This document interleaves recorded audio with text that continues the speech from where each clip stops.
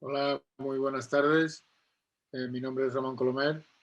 Estoy aquí para dar la bienvenida a este simposio sobre la utilización de tratamientos contra el cáncer de mama luminal y con particular sobre el uso de las ciclinas. En esta sesión, que va a transcurrir desde las 5:30, que es ahora mismo, hasta las 7 menos cuarto de este viernes, que siempre es un factor de dificultad añadido, sin duda, a estas sesiones. Van a participar 3 ponentes con una enorme experiencia sobre la utilización de estos fármacos y una enorme experiencia en el tratamiento del cáncer de mama. En primer lugar, hablará el doctor Luis Manso, del Hospital 12 de Octubre. En segundo lugar, la doctora Pilar Zamora, del Hospital La Paz. Y en tercer lugar, la doctora Elena López Miranda, del Hospital Ramón y Cajal. La duración de cada una de las ponencias va a ser la que voy a decir ahora. El doctor Manso, que va a hablar sobre factores generales, será de 20 minutos, la doctora Zamora y la doctora López Miranda de unos 15 minutos. Y a continuación abriremos el turno para preguntas, para que los asistentes puedan realizar preguntas o, en fin, o puntualizaciones sobre lo que consideren oportuno. En la primera de las presentaciones, el doctor Manso va a hablar sobre la relevancia clínica, va a hablar sobre los marcadores que existen para la utilización de ciclinas en el tratamiento del cáncer de mama y también de qué manera podemos tomar decisiones en la actualidad con la información de la que disponemos. También comentará algunos de los ensayos que está realizando en este momento y que, por tanto, pues, tienen un interés, yo creo que extraordinario. Y sin más introducción, doy la palabra al doctor Manso. Luis, cuando quieras. Bueno, Ramón, buenas tardes a todos. Muchas gracias a la Fundación ECO por darme la oportunidad de estar con vosotros en esta tarde y a ti como coordinador y por haber pensado en mí para esta charla. Durante estos 20 minutos voy a intentar hablar sobre esto que veis aquí, los inhibidores de ciclo como el tratamiento del cáncer de mama y cuáles son las implicaciones clínicas que tiene en estos momentos. Aquí podéis ver mis disclosure. Muy bien, pues si hablamos de implicación clínica que tienen los inhibidores de ciclo en este momento, mayor que esta no he encontrado. Esto es de diciembre de este año, el quinto consenso de la ESMO-ESO sobre el tratamiento del cáncer de mama avanzado. Y como no podéis ver aquí, pero lo he traído en grande, cuando habla de la recidiva del cáncer de mama luminal, de manera preferencial dice que tanto en pacientes premenopáusicas como perimenopáusicas como posmenopáusicas, el tratamiento ideal de elección es un inhibidor de ciclo 4-6, bien en combinación con un inhibidor de aromatasa o bien en combinación con fulvestrant. Esta implicación clínica viene con un nivel de evidencia 1A y consensuado por casi el 100% de los panelistas. Luego parece que mayor implicación clínica que esta no hay. En el diagrama pequeñito hay un apartadito ahí que dice, bueno, en algunas circunstancias que quizás luego podemos debatir, se puede empezar con otro tipo de tratamiento, pero parece bastante clara las recomendaciones de todas las guías de consenso, tanto europeas como americanas. ¿Y cómo hemos llegado aquí? ¿Cómo hemos llegado a diciembre de este año pasado? Pues hemos llegado a partir de un largo camino que empezó, como sabéis, a finales del siglo XIX con el valor de la oforectomía en el tratamiento del cáncer a tratar en este momento los mecanismos de resistencia a la terapia endocrina con distintos fármacos, entre ellos los inhibidores de ciclo. Porque, como todos saben, a pesar de que el tratamiento adyuvante cada vez es más eficaz, las pacientes con carcinoma de mama luminal siguen siendo el grupo y el grueso más importante del tratamiento de la recidiva del cáncer de mama metastásico. El camino empezó en 2009, empezamos a tener conocimiento de esto que eran los controladores de ciclo. Esta es un Nature Review del grupo de CENIO, de ciclo celular, con Marcos Malumbre y Mariano Barbacid, en el cual ya expresaron que cuando hacíamos unos ratones silenciados o knockout para ciclina de 1 o para la ciclina dependiente de ciclina 4 y los poníamos en contexto de un iniciador, de un oncogen, como podía ser ER2, RAS o MYC, estos ratones que no tenían esta ciclina, pues claramente vivían mucho más que aquellos ratones que sí que lo tenían expresado.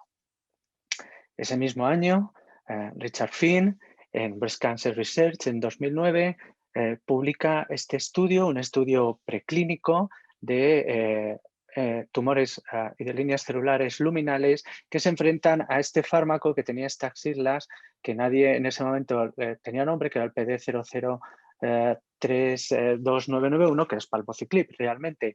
Y como pueden ver aquí, las líneas celulares que más sensibles eran a la exposición de este fármaco de palbociclib eran las predominantemente luminales, y si tenían retinoblastoma y ciclina de 1 expresada eran mucho más sensibles que si tenían una alta expresión de P16 o INCA4 o un fenotipo triple negativo.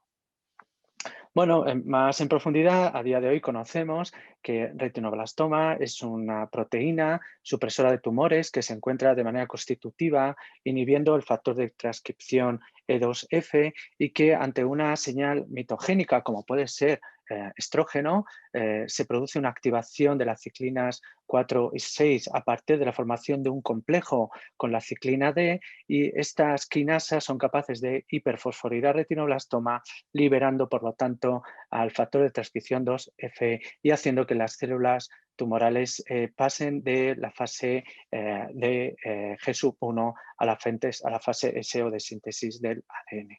Y sabemos que la inhibición de estas quinasas dependientes de ciclina por los modelos preclínicos que antes os he comentado, pues es capaz de actuar sobre este mecanismo de disregulación del ciclo celular en cáncer y sobre todo en cáncer de mama. Tenemos, como bien sabemos, 3 fármacos disponibles en el mercado que comparten indicaciones y comparten incluso estructura química muy similar en alguno de ellos. Como ven, palbociclib y ribociclib prácticamente tienen una semejanza igualitaria. Algo más diferente es abemaciclib, que tiene algunos grupos fluorometilo que probablemente no son indicadores de eficacia, como luego relataré, sino más bien como de perfiles de toxicidades más relacionados con toxicidad digestiva, abema, o más relacionados con toxicidad hematológica, como son palbo y ribo. Como ven, todos ellos actúan sobre las ciclinas 4 y 6 de manera preferencial, aunque algunos de ellos es algo más promiscuo y actúa a nivel de otras ciclinas, como puede ser abemaciclib. Bueno, pues teniendo el conocimiento preclínico, a día de hoy hay una plétora de ensayos clínicos randomizados de fase 3, en concreto 7, en escenarios de primera y segunda línea de cáncer de mama metastásico luminal, que han demostrado con solidez más que suficiente y evidencia tanto clínica como estadísticamente más que significativa que añadir un inhibidor de ciclo al tratamiento hormonal, bien sea inhibidor de aromatasa o bien sea fulvestrant, impacta de manera clara en los tiempos de supervivencia libre de progresión, casi un 50% de reducción en el riesgo de progresión cuando utilizamos estos fármacos tanto en el escenario de primera línea como en el escenario de segunda, y algunos de ellos, como luego relataré, incluso en términos de supervivencia global.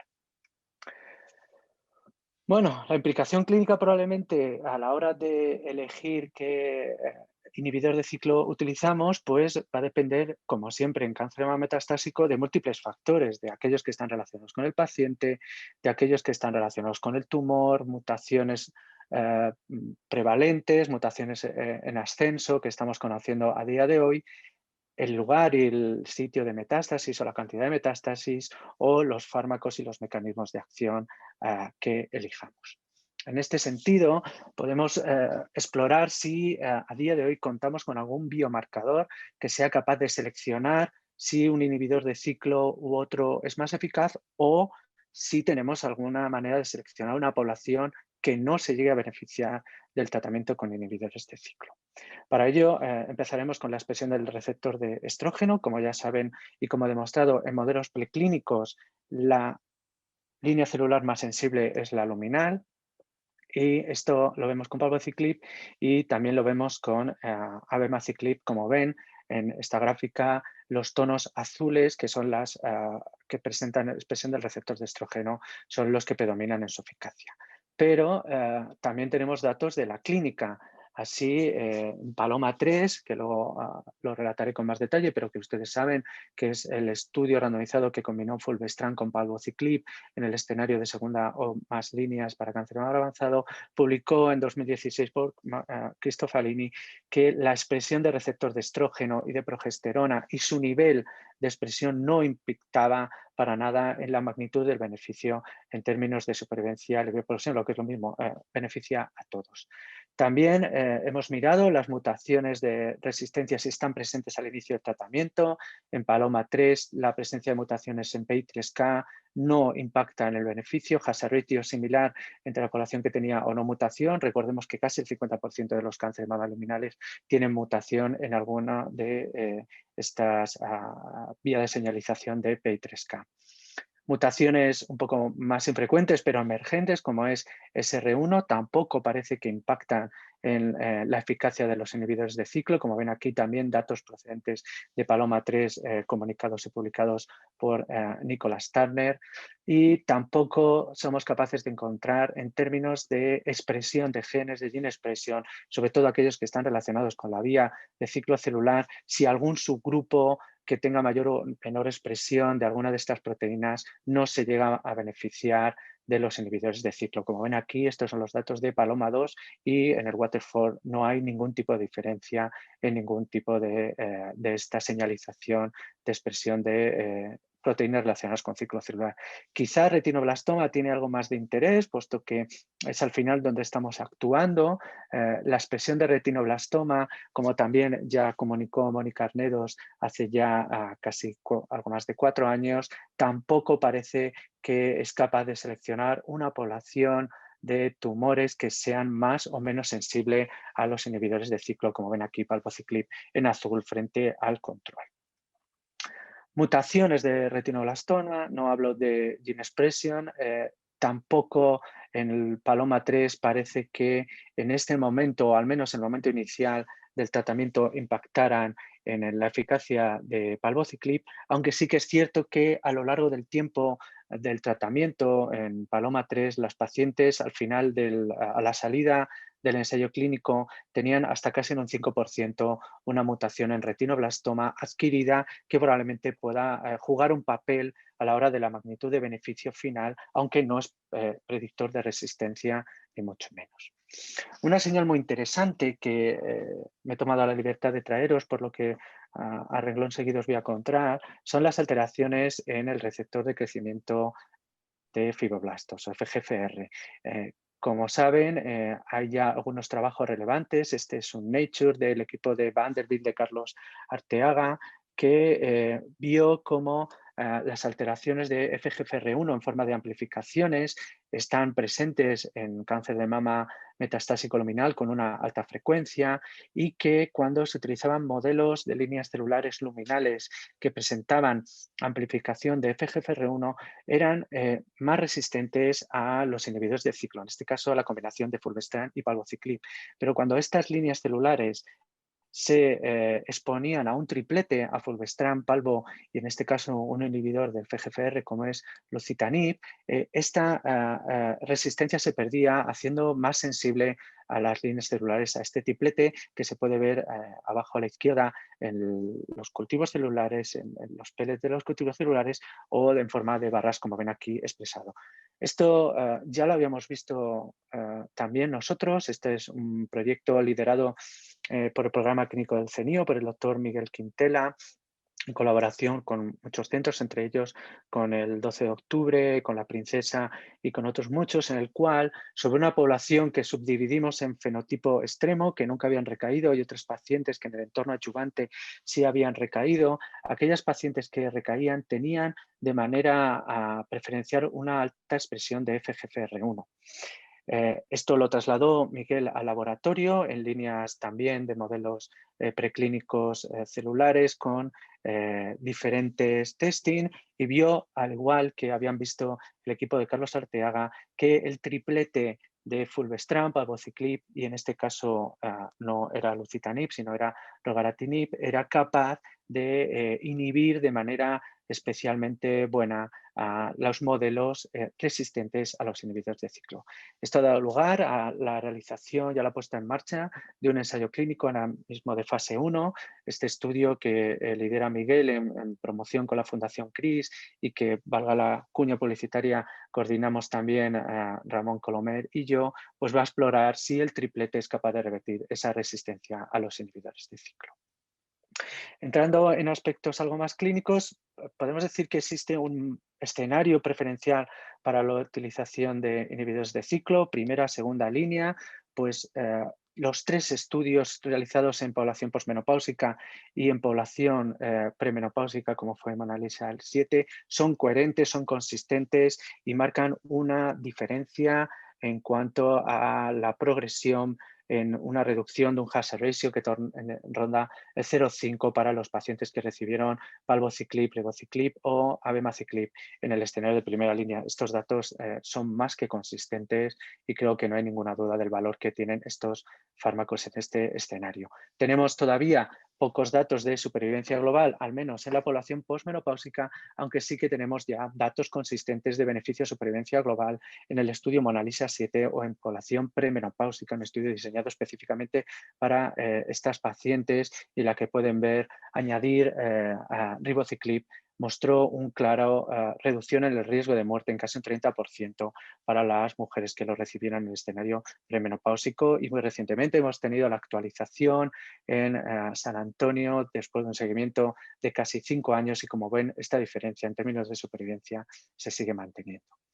¿Qué ocurre en segunda línea? Pues aquí hay algo más de dudas, ¿no? Porque aunque todos los estudios también son consistentes en términos de PFS en su beneficio de supervivencia libre de progresión y todos rondan un hazard ratio también de 0,5, la magnitud al menos en términos de meses de diferencia, por lo menos en el estudio Paloma 3, fue algo menor, que explicaremos a qué puede ser debido si miramos algo más específico a la población, aunque el hazard ratio es muy similar tanto a MONARCH 2 como a MONALEESA 3.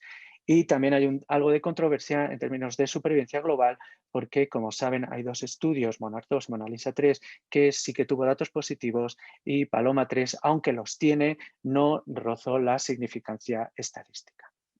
En cuanto a la población seleccionada que puede explicar alguno de estos datos, como pueden ver, Paloma 3 y MONARCH 2 eran estudios de segundas líneas o mayores. MONALEESA 3 también incluía a población en primera línea, pero lo que cabe la pena destacar es que prácticamente un 30% de las pacientes de Paloma 3 habían recibido mucho más tratamiento que en los otros 2 estudios, con incluso una línea de quimioterapia previa para enfermedad metastásica y hasta casi el 80% de las pacientes en Paloma 3 habían recibido una o más líneas hormonales en el escenario de enfermedad metastásica. Esto no es igual en los estudios MONARCH 2 y en el estudio MONALEESA 3, en el cual ven la mayoría habían recibido la terapia endocrina en el escenario precoz de neo o de adjuvancia, con lo cual las poblaciones son distintas, puede explicar alguna de las diferencias.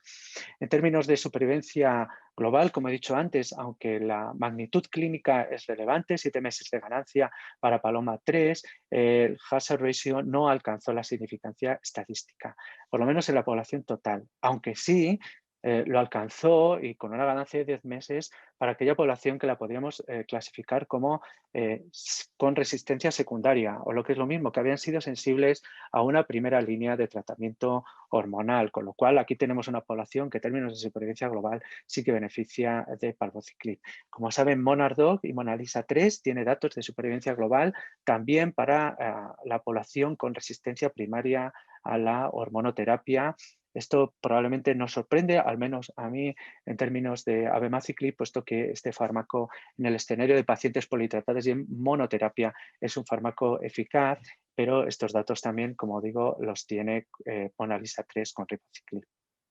En cuanto a análisis de subgrupos, algo que clínicamente hacemos todos los días, ¿podríamos encontrar algo para tomar una decisión a la hora de decidir qué inhibidor de ciclo utilizamos? Bueno, tenemos datos ya más que suficientes de subanálisis de todos los estudios randomizados. Estos son las gráficas de Paloma 2. Como pueden ver, tanto en la población con afectación visceral como en la población sin afectación visceral, con la población con solo enfermedad ósea, que luego me detendré un poquito más, añadir palbociclib a una primera línea endocrina con inhibidor de aromatasa fue positivo en términos de reducción del riesgo de progresión rondando en torno a un 40 a un 50%, cosa que nos hace reflexionar que quizás no tenemos, desde el punto de vista de población, una necesidad de empezar quimioterapia por el hecho de que tengan las pacientes enfermedad visceral.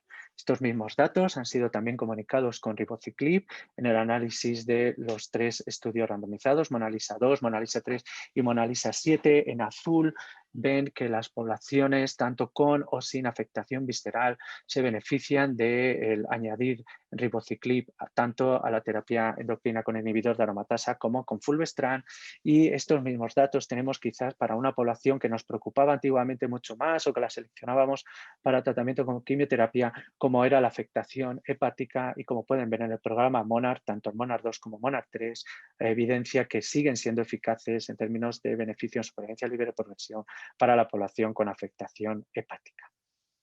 En cuanto a enfermedad solo ósea, una población que quizás a lo mejor podemos seleccionar para una terapia endocrina sola, como ven, el beneficio también se mantiene a pesar de solo tener enfermedad ósea, tanto en el programa Paloma como en el programa de abemaciclib, aunque en este caso la magnitud es posiblemente mucho menor. Y ya para finalizar, como en San Antonio el doctor Aleix Pras ha presentado los datos de los subtipos intrínsecos, que no son una cosa que utilicemos en el día a día, cómo parece que se benefician todos, al menos los no basales, en el escenario de terapia con inhibidores de ciclo del programa MONALISA. También teníamos datos de los programas Paloma. En Paloma 2 ya sabíamos que todos los fenotipos luminales A y luminales B se beneficiaban de utilizar palbociclib en combinación con letrozol, y esto mismo se repetía cuando lo combinábamos con fulvestrant. Todos los fenotipos luminales A y luminales B, el HER2-enrich algo menos, se benefician del tratamiento con un inhibidor de ciclo. Para terminar, a modo de conclusión, los inhibidores de ciclo han demostrado desde el punto de vista clínico y estadístico una diferencia clara en términos de supervivencia libre de progresión, supervivencia global, tasa de respuestas globales y beneficio clínico, y deberíamos utilizarlo lo antes posible en el escenario del cáncer de mama metastásico luminal, tanto en combinación con inhibidor de aromatasa como en fulvestrant, tanto en población sensible a terapia endocrina como en población resistente, y en todos los subgrupos. En algunas circunstancias que luego podemos discutir, pues a lo mejor lo podríamos retrasar a una segunda línea, como puede ser el escenario más oligometastásico.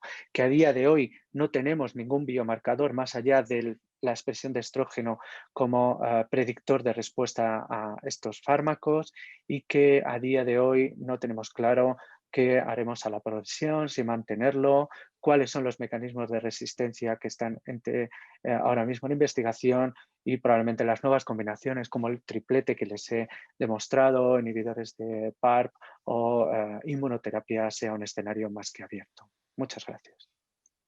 Y a continuación, decía que muchas gracias Luis, y que a continuación la doctora Pilar Zamora nos va a hablar de la situación actual del acceso a los tratamientos de la enfermedad luminal, y va a hacer especial énfasis, yo creo, en algo que es muy interesante, que son las barreras institucionales, ¿no? Que es un tema sin duda que tiene mucho asunto, y también de las barreras propias nuestras, ¿no? De las cuales son las barreras que se originan en los oncólogos, ¿no?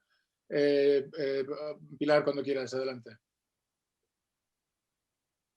Bueno, como no puede ser de otra manera, quería empezar dando las gracias tanto a Pfizer como a la Fundación ECO por haber contado conmigo para estar aquí y para tratar un tema que me parece de mucho interés, como el tema del acceso a los fármacos oncológicos en general, y en particular en este caso a las ciclinas.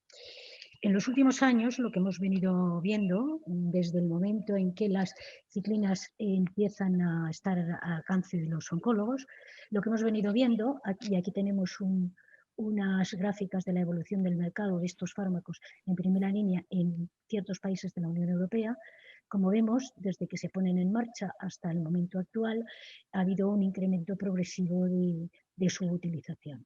En paralelo y de forma inversa, ha habido una reducción tanto en la quimioterapia como en el tratamiento hormonal exclusivo. Si vemos lo que ha pasado en España, es una cosa parecida, pero ya de entrada vemos una pequeña diferencia, y es que nosotros nos hemos incorporado mucho más lentamente que el resto de los otros países a empezar a utilizar las ciclinas. Y por otra parte no hemos llegado al nivel al que han llegado en estos países, que está en torno al 50%, y quizá en nuestro caso está un poco más bajo. Y esto es lo que vamos a intentar analizar y cuáles son los problemas que tenemos en nuestro entorno concreto. Como digo, los inhibidores de ciclina se han considerado uno de los grandes avances importantes en el tratamiento del cáncer de mama luminal en los últimos años. Los avances más importantes, junto con otros, pero este es de los considerados más importantes. Y a pesar de que se considera el tratamiento de elección, como ya nos ha dejado claro el doctor Manso, en la mayor parte de las pacientes con cáncer de mama luminal avanzado, su uso no es tan generalizado como cabe esperar, como acabamos de ver en las diapositivas del mercado de estos fármacos. Esto lo que nos lleva es a hacer una reflexión acerca de cuáles pueden ser las causas que están motivando este desfase. Bueno, ¿y cuáles son los determinantes del acceso a los fármacos? Para que un paciente reciba un fármaco realmente hay que pasar dos clases de filtros. Un primer filtro es que el oncólogo que va a poner este fármaco tenga disponible el fármaco, si no es imposible que lo utilice. Y el segundo factor es que el oncólogo decida utilizar el fármaco porque considere que ese es el mejor para ese paciente concreto. En cuanto a la disponibilidad del fármaco, hay muchas razones y muchas barreras. Va a depender de la autorización administrativa, de la autorización de la Agencia Europea, de la autorización de la Agencia Española, del ajuste de precio una vez aprobado por la Agencia Española, de la elaboración del IPT, de las autorizaciones de las comunidades y finalmente de las autorizaciones por cada centro particular. Como veis, una serie de barreras importantes. En cuanto a la decisión del prescriptor, va a depender básicamente del conocimiento que el prescriptor tenga de ese fármaco. En este sentido, sí que me gustaría insistir en que el hecho de haber participado, por ejemplo, en los ensayos clínicos con los fármacos nos facilita mucho luego su uso a la hora de empezar a utilizarlos en cuanto están disponibles. Entonces, eso es un factor importante. Luego también, por supuesto, lo que nos dicen las guías y los protocolos de referencia, la NCCN, la ASCO, SEOM, etc. Y finalmente, las guías y autorizaciones de uso de los fármacos de los centros en concreto.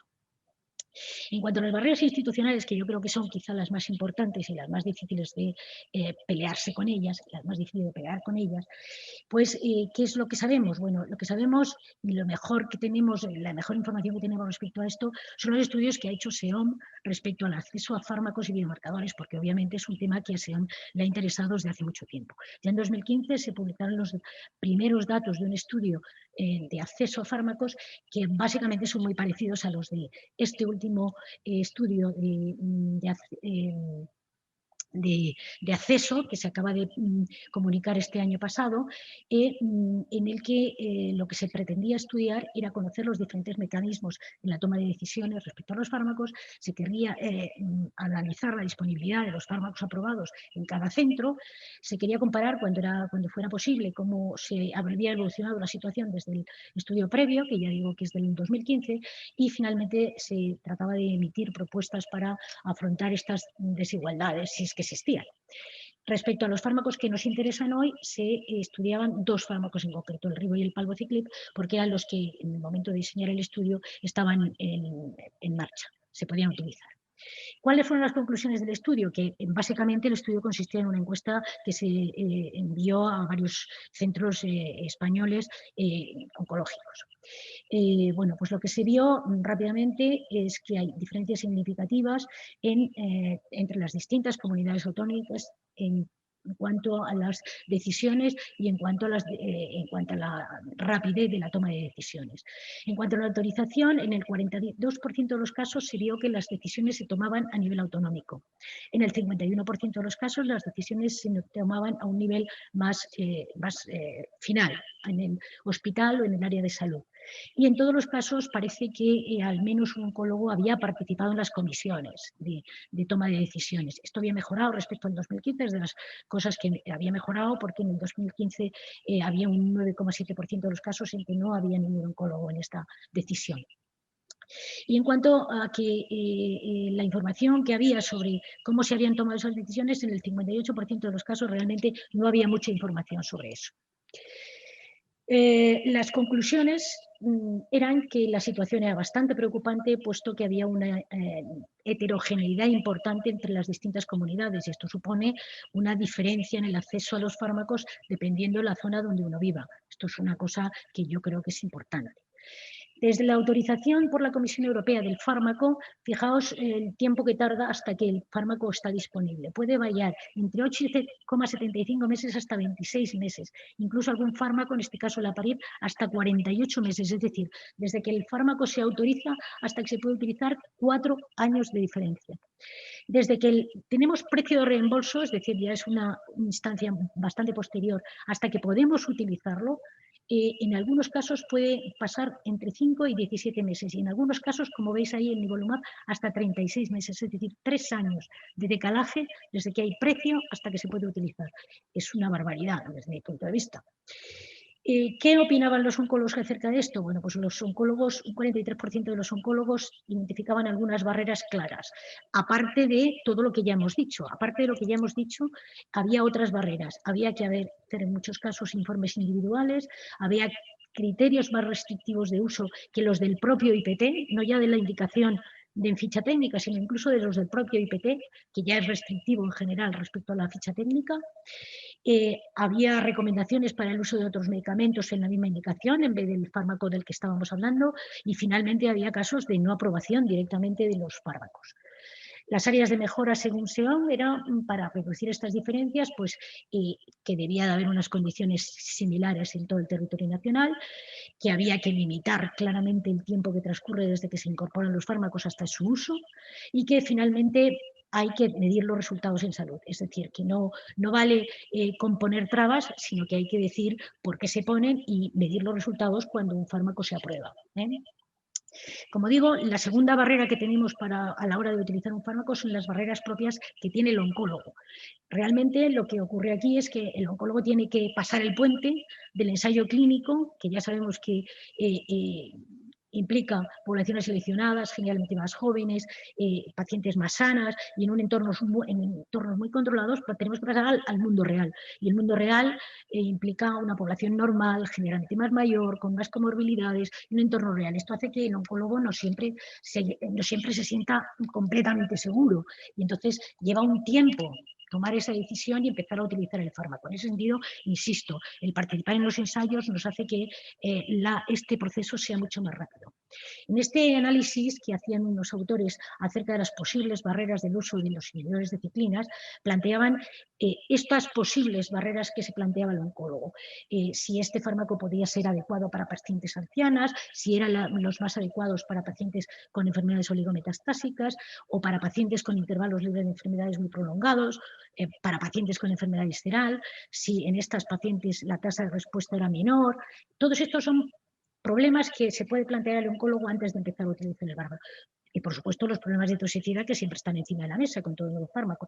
En definitiva, la mayor parte de los estudios que nos ha contado Luis en la charla previa nos han demostrado que todo esto no es real en el caso de las ciclinas.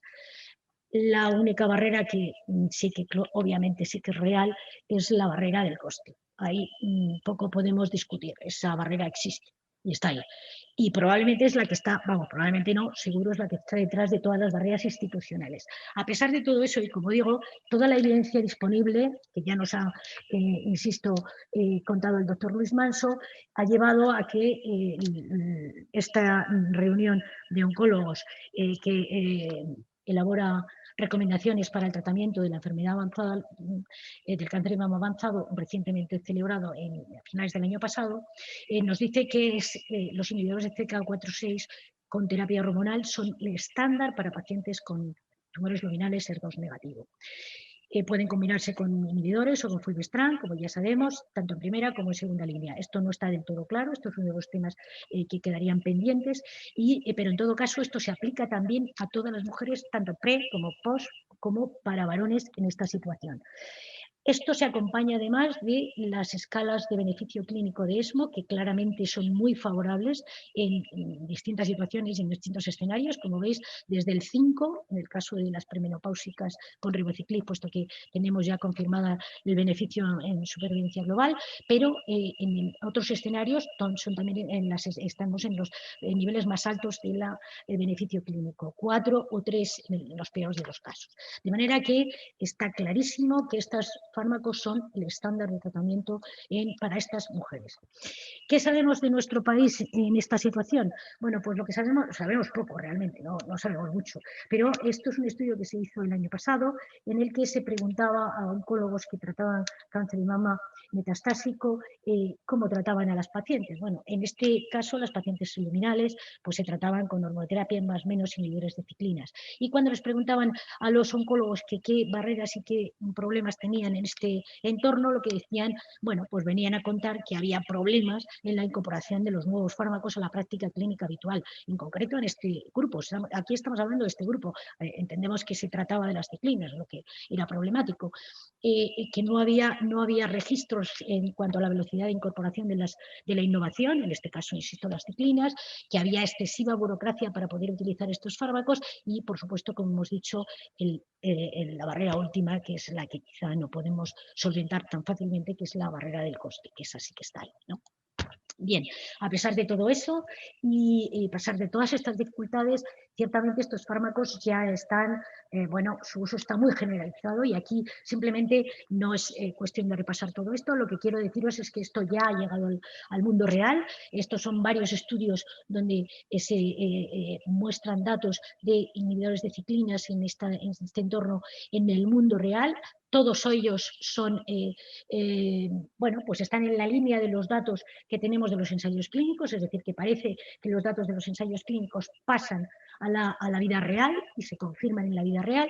Y si me permitís la modestia de la autocita, nosotros en nuestro centro también hemos hecho un análisis de esto, de la experiencia en el mundo real del palbociclib y del ribociclib desde que lo empezamos a utilizar, y lo que hemos visto es que los resultados son comparables a los alcanzados en los ensayos fase 3, Paloma 3 y Monalisa 2 respectivamente. Nosotros utilizábamos cada uno de ellos en un entorno especial porque había unas recomendaciones del centro en ese terreno y en todo caso se ajustaron bastante bien a los resultados de los ensayos, de manera que parece que tenemos todo a favor y que parece que todo va en la línea de que esto es de confirmar que este es el mejor tratamiento en esta situación. En conclusión, yo diría que los inhibidores de ciclo, de ciclinas 4/6 son los fármacos de primera elección en primera o en segunda línea de tratamiento de cáncer de mama luminal diseminado, que su presentación en el mercado, en nuestro entorno, no se corresponde con esta situación y que probablemente problemas en el acceso multiescalonado a estos fármacos pueden ser la causa de este desajuste. La política de acceso a nuevos fármacos de las diferentes comunidades puede explicar en parte este problema. El acceso final por parte de los hospitales y los servicios de oncología puede ser otra parte del problema y que la unificación de criterios y políticas de uso, así como el establecimiento de guías y protocolos de seguimiento de resultados, podría ser una estrategia para generalizar el uso de estos tratamientos. Y finalmente, y esta es la última diapositiva, yo creo que sí que como modelo posible de acceso a fármacos tendríamos que plantearnos algo más centralizado, más transparente, que fuera vinculante y que garantizase la equidad en todo nuestro territorio nacional. Debería ser un modelo que fuera basado en la evaluación de eficacia, de eficiencia y que fuera revisable y revaluable, que es uno de los, yo creo que de las asignaturas pendientes. Esto no lo hacemos y deberíamos hacerlo. Y finalmente, por supuesto, como no puede ser de otra manera, también debe haber una serie de criterios económicos, pero que deben ser objetivos, públicos, insisto, basados en resultados. Con esto yo acabo y y estoy a vuestra disposición. Muy bien. Muchísimas gracias, Pilar. Yo creo que ha sido una exposición muy clara de cuáles son los problemas con los que nos encontramos diariamente en la utilización de estos fármacos, los inhibidores de ciclinas, y realmente con la mayor parte de la innovación, ¿no?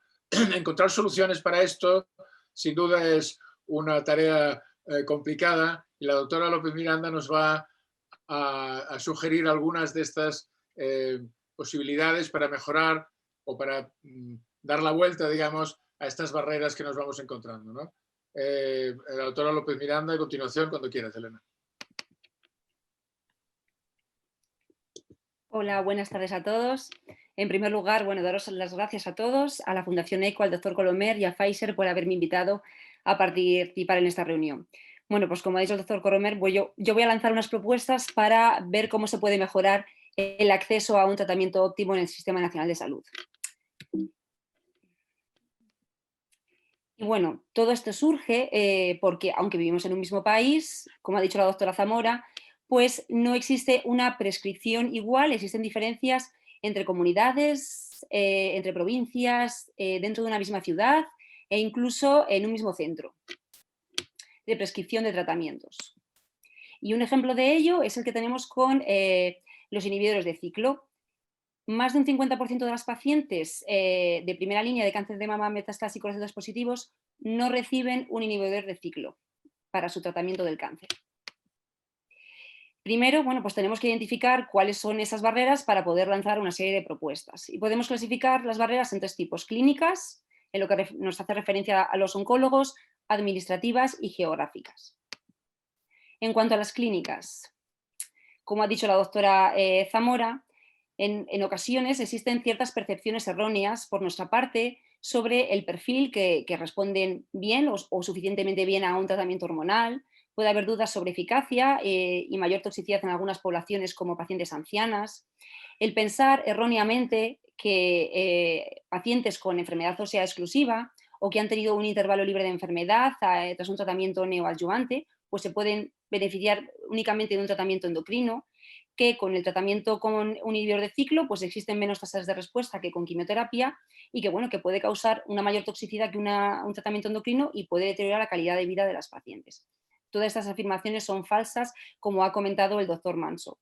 Por otro lado, también los oncólogos en ocasiones nos vemos empujados a ejercer una cierta actitud gestora en algunas circunstancias y, bueno, pues tener en cuenta pues el elevado coste de estos fármacos. Y también, bueno, pues la ausencia de biomarcadores también puede ser una limitación, ¿no?, para la prescripción de estos tratamientos. Como propuestas para intentar resolver este tipo de limitaciones, que muchas de ellas se ponen en marcha y son habituales, pues es la organización de sesiones, ¿no?, de carácter multidisciplinar entre hospitales y comunidades, que reúna pues a compañeros, a diferentes oncólogos, en el que se compartan pues las experiencias de prescripción de estos fármacos. Otra de las medidas que se podían poner en marcha es identificar qué perfiles de pacientes con un cáncer de mama metastásico luminal no reciben ese tratamiento y ver un poco, bueno, pues, a qué se debe y poner una serie de medidas y remedio, ¿no?, para intentar solventarlo. También el llevar a cabo estudios de vida real que nos permita, bueno, pues tener datos de eficacia y seguridad de estos fármacos en una población que no está tan representada en los estudios. Y también, bueno, podría ser interesante el tener o llevar a cabo un consenso multidisciplinar del cáncer de mama nacional para el tratamiento óptimo de las pacientes con cáncer de mama metastásico receptores positivos.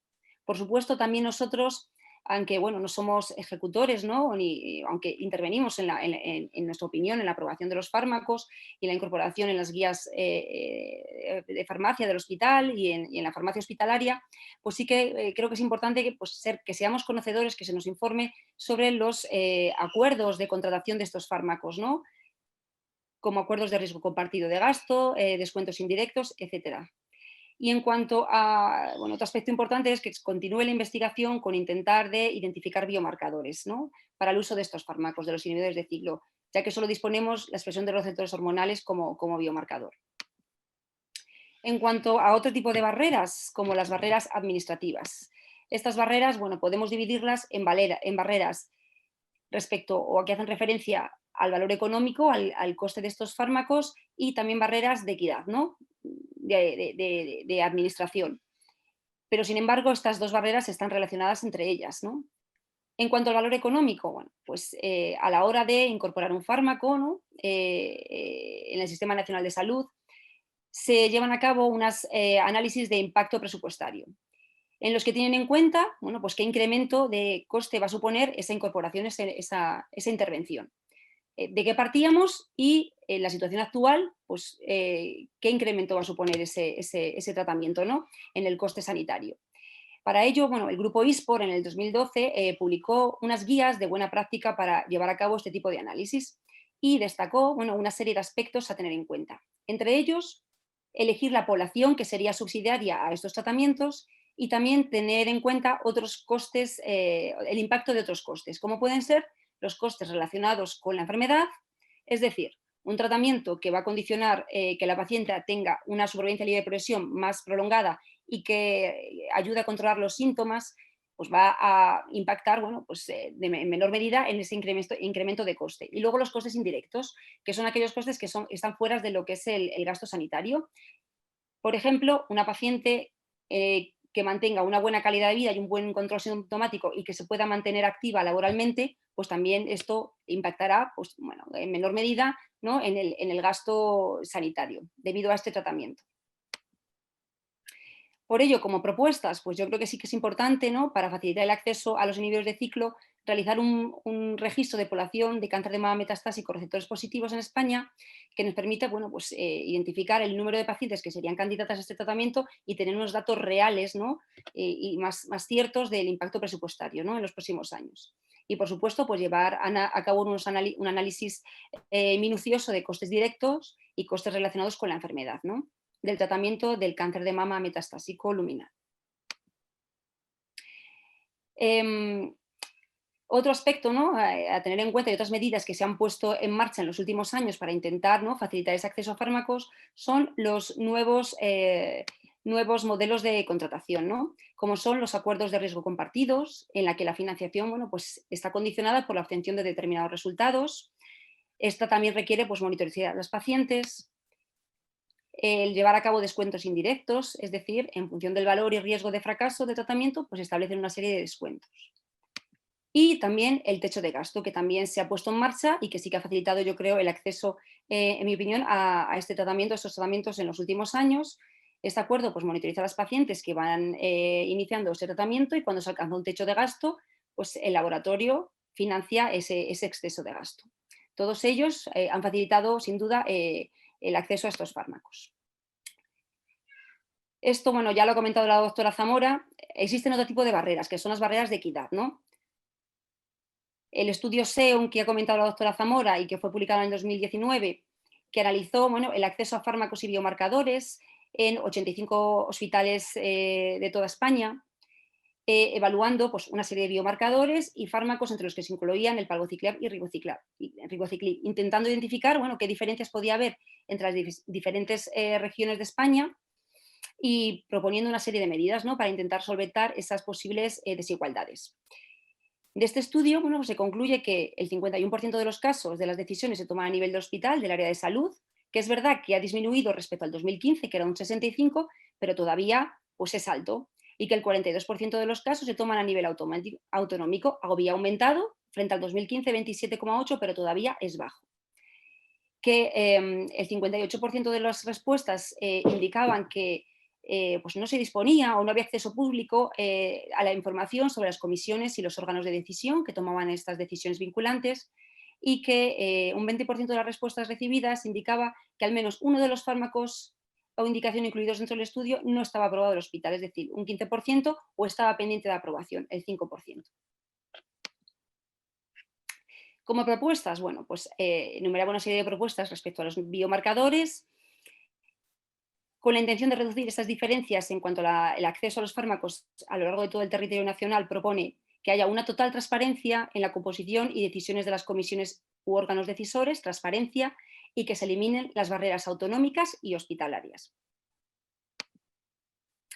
También, para reducir esa demora que existe, ¿no? Desde que un fármaco es aprobado por una agencia de medicamento, cuando consigue un precio reembolso, hasta que podemos usarlo en la consulta, proponía limitar, dar un tiempo limitado del tiempo que transcurre hasta la incorporación de los fármacos, ¿no?, en las comunidades autónomas desde su aprobación por el Ministerio de Sanidad. Y también, por supuesto, eliminar procedimientos burocráticos, nuevos informes justificativos tras tener IPTs o informes de sociedades científicas. Y, por supuesto, medir los resultados de salud de manera homogénea a nivel de toda España. Y, concretamente, lanzo la propuesta para conseguir una mayor equidad en cuanto a los biomarcadores, realizando un estudio comparativo de uso de inhibidores de ciclinas en España por provincias, que esto nos va a permitir identificar, bueno, en qué provincias puede haber una menor prescripción y intentar identificar cuáles son las razones y poner medidas, ¿no?, para intentar solventarlas. Y, por supuesto, yo creo que también es importante para derribar o eliminar esas barreras administrativas, dar valor a la innovación que ha supuesto estos tratamientos, los inhibidores de ciclo para el tratamiento del cáncer de mama metastásico. No solo a nivel de resultados clínicos y en términos de coste-eficacia, sino también como experiencia a nivel del paciente, profesional sanitario y hospitalario. Y, por supuesto, oncología aporta innovación y sostenibilidad al sistema sanitario. En medicamentos oncológicos, no solo los innovadores, supone un coste de un 7% del gasto farmacéutico total y menos del 3% del gasto total sanitario. Otro tipo de barreras que tenemos identificadas o que podemos identificar son las geográficas. Y creo que también pues, pueden jugar un papel importante a la hora de prescripción de estos fármacos. Tenemos un estudio descriptivo de mortalidad por municipios por cáncer de mama en España, que es verdad que es un estudio del 2007, pero que sí que identifica que en mujeres de más de 50 años existe un impacto positivo en la mortalidad, el mayor nivel socioeconómico y tiene un impacto negativo el vivir en áreas rurales. Es verdad que en mujeres de menos de 50 años el impacto del nivel socioeconómico se atenúa. Y es verdad que no tenemos datos reales, pero tenemos los datos de SEOM, de las cifras de cáncer de mama en España del 2020 y de la mortalidad, ¿no?, por comunidades autónomas. Y es verdad que esto es muy difícil extrapolarlo a la mama, a la mortalidad por cáncer de mama, pero sí que bueno, se puede intuir que la mortalidad por cáncer en la Comunidad de Madrid puede ser un poquito inferior a la que nos podemos encontrar en otras zonas de España con una mayor población o dispersión de población, ¿no?, población rural, ¿no?, frente a Cantabria, 250, etc. Con lo cual sí que existen barreras geográficas que pueden suponer una limitación a la hora de prescripción de estos fármacos. Estos nuevos tratamientos que han llegado en los últimos años, los inhibidores de ciclo, es cierto que frente al tratamiento endocrino requieren una mayor frecuencia en las visitas al centro hospitalario. Y también, por otro lado, la situación que desgraciadamente estamos viviendo ahora por la pandemia, bueno, pues nos ha hecho ver o ha puesto en valor medidas o tomar medidas que puedan reducir los traslados de los pacientes. En primer lugar, el objetivo principal fue disminuir, ¿no?, el riesgo que tenían esos pacientes de poder sufrir una infección por COVID. Y yo creo que en esta fotografía nos podemos ver retratados la mayoría de los oncólogos, ¿no?, en la consulta llamando a los pacientes por teléfono para evitar así ese riesgo. Con lo cual, bueno, yo creo que nos ha hecho darnos cuenta que quizás tenemos las herramientas, que la llamada telefónica no es la adecuada ni la perfecta, pero que quizás tenemos las herramientas para poder facilitar a los pacientes el mantener pues, una buena calidad de vida, minimizar las visitas hospitalarias y bueno, pues yo creo que se están poniendo en marcha pues, implementar la telemedicina en lo que es la práctica clínica, en la visita médica. También facilitar la extracción de las analíticas en domicilio en los centros de salud para que el paciente no tenga que desplazarse a los controles analíticos que le requieren los tratamientos, como son los inhibidores de ciclo. Y, por supuesto, bueno, pues mantener ese envío de medicación a domicilio que en la Comunidad de Madrid se ha estado haciendo a lo largo de este tiempo y que se mantiene, por lo menos, bueno, pues en algunos hospitales. Y bueno, por otro lado, bueno, no es una barrera, no la considero una barrera como tal, pero sí que es verdad que el paciente con un cáncer de mama cada vez bueno, pues es más activo, ¿no?, en la toma de decisiones, busca cuál es la mejor opción para ella de tratamiento, incluso busca ensayos clínicos, ¿no? Y sí que bueno, pues puede ser interesante que se lleva a cabo una labor de concienciación en cuanto al beneficio de las ciclinas, ¿no?, en las asociaciones de pacientes, nacionales y comunitarias, así como pues una labor de divulgación con materiales destinados para estos pacientes. Y esto es todo. Gracias. Muy bien, muchísimas gracias. Muchas gracias a los tres por haber mantenido de una manera tan estricta los tiempos asignados. Vamos perfectos de tiempo, o sea que vamos a tener 20 minutos para poder responder algunas preguntas de los espectadores y también, por supuesto, intentar generar una discusión entre vosotros tres, que sois los expertos sobre este tema, que sin duda pues estoy seguro que podéis aportar vuestra visión, que me parece que es muy importante aquí, ¿no? Hay una pregunta que dice, vamos a empezar por la pregunta que tengo, yo tengo varias aquí anotadas, pero voy a empezar por la que está puesta aquí en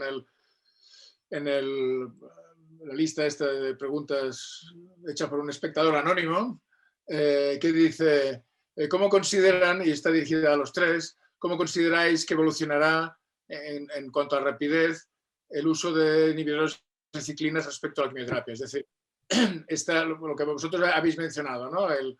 Tanto Pilar como Elena, una de las barreras, y bueno, y también Luis al principio, ¿no? Una de las cosas que a veces nos ha costado convencernos es de que no existe realmente una población, que esto hablaremos después, pero que no hay una población en la que la quimioterapia seguramente esté indicada como única opción, ¿no? Entonces, pero esta migración todavía no está hecha, ¿no? Las gráficas que habéis enseñado vosotras está clarísimo. Sigue habiendo muchos enfermos con cáncer de mama metastásico de tipo luminal, por supuesto, no triple negativo, que se siguen tratando con quimioterapia. Entonces, ¿cómo pensáis que evolucionará esto? ¿Creéis que siempre se mantendrá, no sé, un 10% de casos que se van a tratar con quimioterapia, por lo que sea, o que poco a poco irán como cerrando el camino a la quimioterapia, ¿no? Que vamos a empezar, por ejemplo, por Luis, ¿no? Vamos por orden de llegada. Doctor Manson. Ramón, muchas gracias. Pues espero que evolucione con rapidez y mucha rapidez. Yo creo que en este momento es difícil que todavía queden pacientes con recaídas luminales que no consideremos candidatas a tratamiento con inhibidores de ciclo.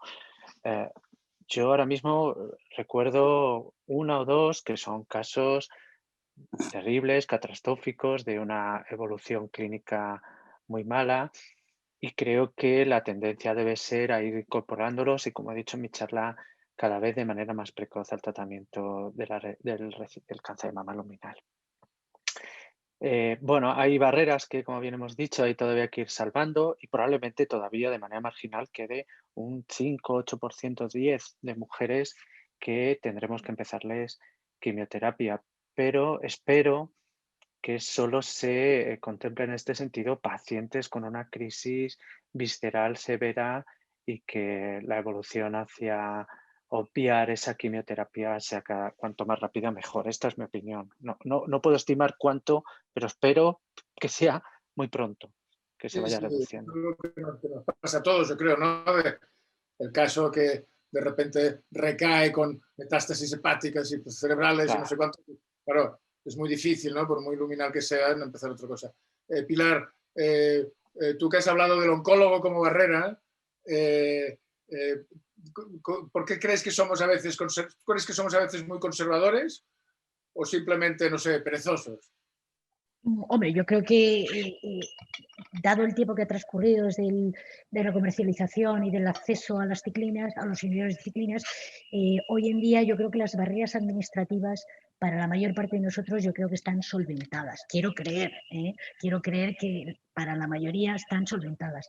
Así que yo creo que si hay un porcentaje ahí marginal en los que no se están utilizando, quizá yo me apuntaría más a que sean una barrera del oncólogo. Obviamente los oncólogos tenemos que tener un periodo de aprendizaje para el empleo de los fármacos, estos y todos. Estos, bueno, probablemente esa barrera es más sencilla porque son fármacos que no tienen una excesiva toxicidad, etcétera, pero a pesar de eso la barrera de aprendizaje existe.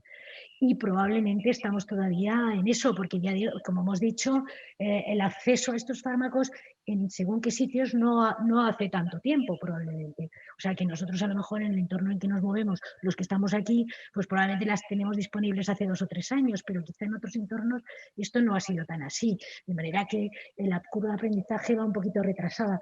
pero de todas maneras yo creo que siempre va a haber un porcentaje marginal ahí de gente o que no se cree esto de que todas las pacientes tienen que recibir ciclina. Yo creo que nosotros lo tenemos claro, pero siempre hay una población marginal de oncólogos que a lo mejor no lo tienen del todo claro, que siempre piensan que la quimioterapia es útil siempre que hay enfermedad visceral, sin pararse a pensar si hay crisis o no crisis. Quiero decir, yo creo que siempre va a haber una población marginal ahí que no va a recibir las ciclinas de entrada, pero bueno, yo espero que si no la reciben de entrada, por lo menos la reciban en segunda línea, ¿no? Sí. Una cosa que yo creo que es importante aquí también es que a veces nosotros mismos no tenemos un seguimiento de lo que hacemos nosotros mismos, quiero decir, ¿no? Y por eso me ha parecido tan interesante lo que decía la doctora López Miranda sobre crear un registro, ¿no? De alguna manera, en el que nos demos cuenta, que nos puede servir, vamos, para darnos cuenta de lo que estamos haciendo, o de lo que no hacemos, o de todo esto, ¿no? Me gustaría que comentases un poco más sobre esto, Elena, porque me parece que es una idea muy buena. ¿Y cómo estructurarías tú un registro de esta manera? Bueno, yo creo que es una buena idea porque nos permitiría identificar efectivamente cuál es la proporción de pacientes, bueno, que podrían beneficiarse o que de este tratamiento. También es verdad que es muy, muy complicado esto ejecutarlo. Pues yo creo que desde los grupos cooperativos, ¿no? O sociedades científicas, ¿no? El poner en marcha esto. Pero yo creo que sí que es interesante. Otros países sí que tienen unos buenos registros de población, ¿no? Para cuantificar, ¿no? Qué pacientes se podrían beneficiar, qué impacto presupuestario puede suponer estos tratamientos, y es verdad que en España pues carecemos de estos registros. Es algo complejo, pero yo creo que puede ser interesante. Grupos cooperativos, sociedades científicas. Y de manera sencilla. Claro. Es un problema que tenemos, yo creo, desde hace muchos años en algunas enfermedades, por ejemplo, el cáncer de mama metastásico, pero también cáncer de colon, por ejemplo, Sí. en el que tenemos registrado perfecto cuando diagnosticamos los casos y no tenemos registrado de ninguna manera cuando los casos recaen, que suponen, sin embargo, la mitad de las enfermas que tenemos en las consultas, ¿no? Que son recaídas de alguna manera o casos metastásicos, ¿no? Y eso es una limitación que hemos tenido en el que nos hemos dejado arrastrar, ¿no? por no sé, por el que se le ocurrió hacer los registros de la manera que se hicieron y que realmente de muchas maneras es una limitación, ¿no? O sea que yo creo que esto es muy importante. Pero antes de entrar en temas, hay otra pregunta que hace referencia a la comparación entre los tres inhibidores, pero antes de eso me gustaría decir un par de cosas, porque tenemos tiempo, que yo creo que son muy importantes las dos. La primera es, bueno, ya como se nota por que peino canas y tal, bueno, también hay más canas aquí, pero una de las cosas que me impresionó hace muchos años fue una frase que dijo Ortovalli sobre el tratamiento del cáncer de mama y que decía, ya entonces decía, no hay ninguna justificación para no usar lo mejor que tengamos al principio, que es el momento que tenemos la oportunidad para curar nuestras enfermas, ¿no? Entonces, si eliminásemos el factor coste, y si queréis luego podemos hablar de eso, yo no creo que sea muy interesante, pero podemos hablar del coste después. Pero si eliminásemos el factor coste, tanto las recomendaciones de la ESMO que has enseñado tú, Luis, como las recomendaciones del grupo este de Fátima, me creo que es, ¿no? De tratamiento del cáncer metastásico, realmente, que son muy listos también, tanto la ESMO como estos, y no hablan del coste, claro. Entonces, si eliminamos el coste, a ver, vosotros, ¿hay alguna ocasión, aparte de estas catástrofe nuclear y tal y cual, hay alguna razón en la que podáis pensar que hay algún grupo de casos o de enfermas en el que no esté indicado? Es decir, tú, Luis, has dicho que marcadores, desgraciadamente, no tenemos más marcadores que los receptores, ¿no? De estrógeno y de progesterona. Exacto. En ausencia de esto, cualquiera de estos parámetros clínicos que habéis mencionado, ¿hay alguno que tenga sentido, aparte de la catástrofe nuclear? Me gustaría, pues empezar, vamos al revés ahora. Vamos a empezar por Elena. Elena, ¿te parece a ti que hay alguna... O sea, por tanto, no pregunto cuándo está indicado, sino pregunto, ¿hay algún caso en el que no esté indicado?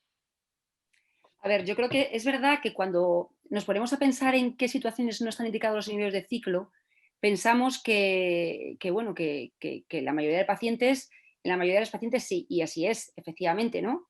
Pero también es verdad que el cáncer de mama es una enfermedad heterogénea.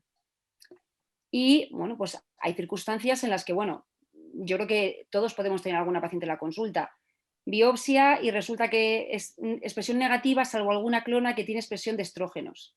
Pues bueno, pues hay circunstancias que es verdad que aunque piensas que el grueso sí, puede haber pacientes que no está indicado, no solo por crisis visceral.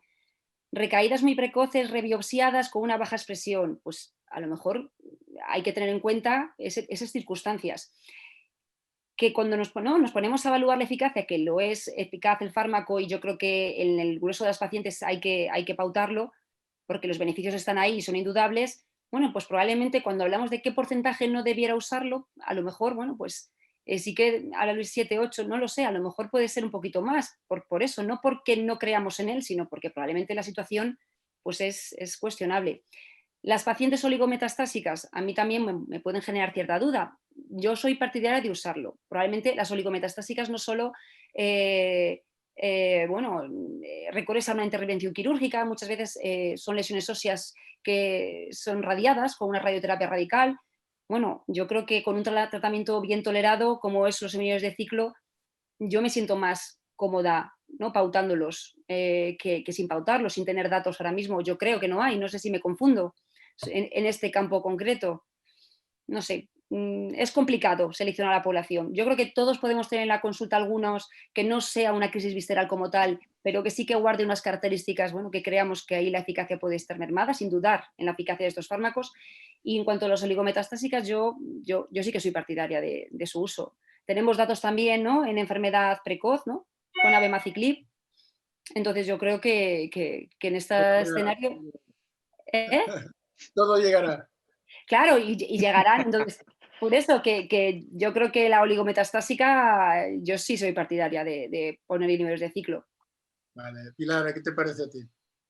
Hombre, yo creo que, como tú has dicho, la mayor parte de las pacientes, y cuando digo la mayor parte, digo el 99% de los pacientes, yo creo que se van a beneficiar de este tipo de fármacos. Pero sí es verdad que hay situaciones más matizables, pero no tanto por la enfermedad o por el tipo de enfermedad, sino a lo mejor otras situaciones, ¿no?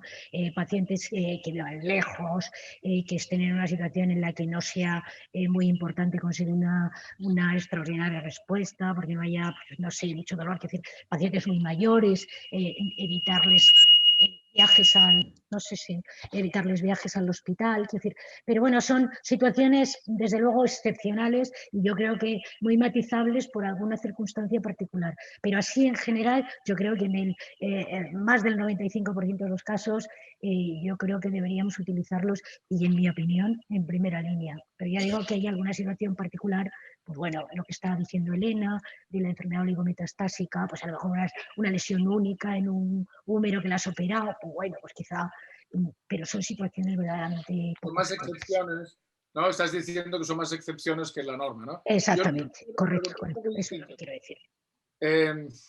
Si tú, por ejemplo, tienes un caso, ¿no?, como hemos dicho ahora, un caso luminal que recae de una manera explosiva, le das quimioterapia, a ver, la mayor parte de las veces hay que decir que van mal y van mal, ¿no?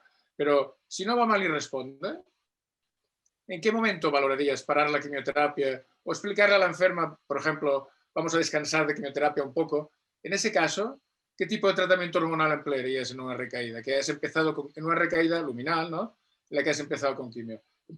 ¿Le darías un segundo tratamiento con hormona sola o usarías un inhibidor de ciclinas, en ese caso también con hormona, con tratamiento hormonal? ¿O tú crees que eso puede tener algún problema?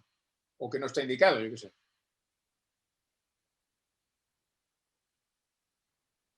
¿Me dices a mí? A Luis. Perdón. Perdona. Sí, Ramón. Bueno, en algunos de los ensayos clínicos se permitía esto, ¿no? Y alguna experiencia de estudios de fase 3B o fase 4, como ha sido Complement, permitía el uso después de una primera línea de quimioterapia de una hormona con un inhibidor de ciclo.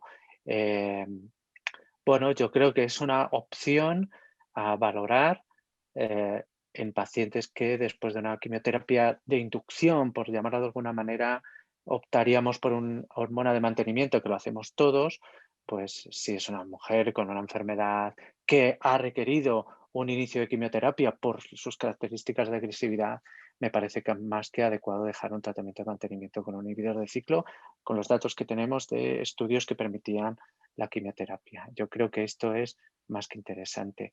Con respecto a la pregunta anterior, una cosa que me gustaría decir, porque es que no tenemos a día de hoy, con 7 ensayos clínicos randomizados de fase 3, ningún dato que nos diga qué pacientes no se benefician de un inhibidor de ciclo. Y esto es una solidez abrumadora. Otra cosa es que en nuestra clínica día a día, pues todos tenemos pacientes que quizás se benefician o que lo pensemos algo más de entrada. Pero es que son 7 ensayos clínicos randomizados de fase 3 que en la ITT han demostrado un beneficio espectacular, con lo cual a mí me cuesta cada día más, sinceramente. Otra de las cosas que habéis dicho que me parece que es muy importante es que los oncólogos tenemos que acostumbrarnos a estar en las comisiones de los hospitales, de las regiones, de las nacionales, ¿no? Para que poder, digamos, tener influencia en la utilización, perdón, en la aprobación, ¿no?, de los medicamentos. Y por tanto, nos lo hemos de tomar como algo, como un servicio público, digamos, no a la causa y tal. Y porque si no lo hacemos nosotros, no lo va a hacer nadie. Pero yo quería terminar, porque nos quedan 3 minutos, y me gustaría preguntaros sobre algo que vosotros, yo creo que tenéis muchísima experiencia, y es algo muy concreto que tiene, ahora que estamos en la tercera ola del coronavirus, y tenemos todos experiencia, ¿no?, vosotros más que nadie, en el uso real, como tú decías, Pilar, de vida real de los fármacos orales, y en concreto los inhibidores de ciclina, ¿no? Y me gustaría que me comentaseis muy brevemente, cada uno de vosotros, un minuto, la utilización del teléfono, si preferís, cómo usáis el teléfono en estas enfermas. Tú has dicho, Elena, ¿no?, que a veces puedes hacer análisis en el pueblo, digamos, ¿no? Entonces, pues claro, eso yo creo que eso limita la prescripción.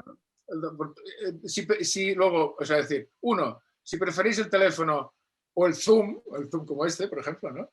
Yo tengo mi opinión, ¿eh? A mí me gusta más el teléfono, pero bueno. Y segundo, me gustaría que me hablaseis sobre vuestra experiencia en estos meses sobre el envío de medicación a domicilio.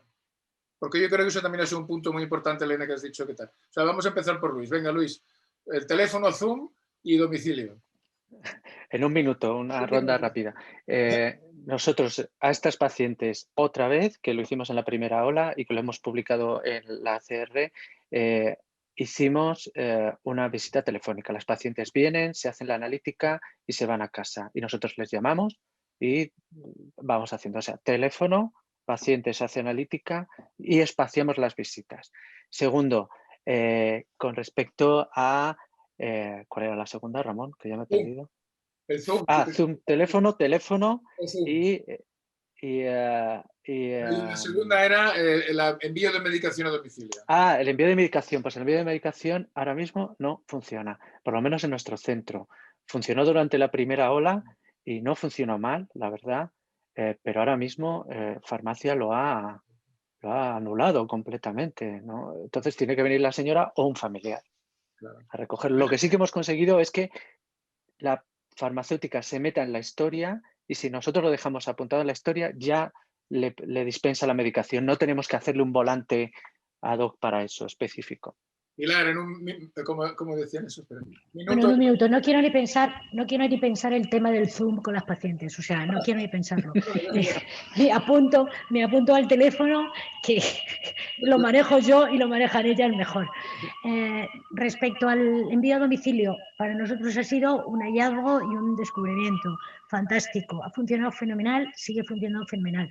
En concreto con las pacientes con ciclina, nosotros incluso en la primera ola, en esta otra todavía no, pero probablemente lo hagamos, pero en la primera hora incluso no hemos hecho ni análisis. Pacientes que llevaban a lo mejor con 12, 13 ciclos, que sabemos que no hay ningún problema y tal, simplemente les mandábamos 2, 3 ciclos más y no han tenido que venir ni hacerse análisis ni nada. Ha sido fantástico.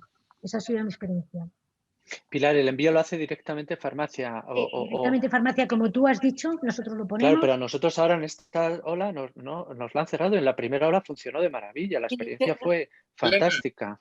Elena, minuto y resultado.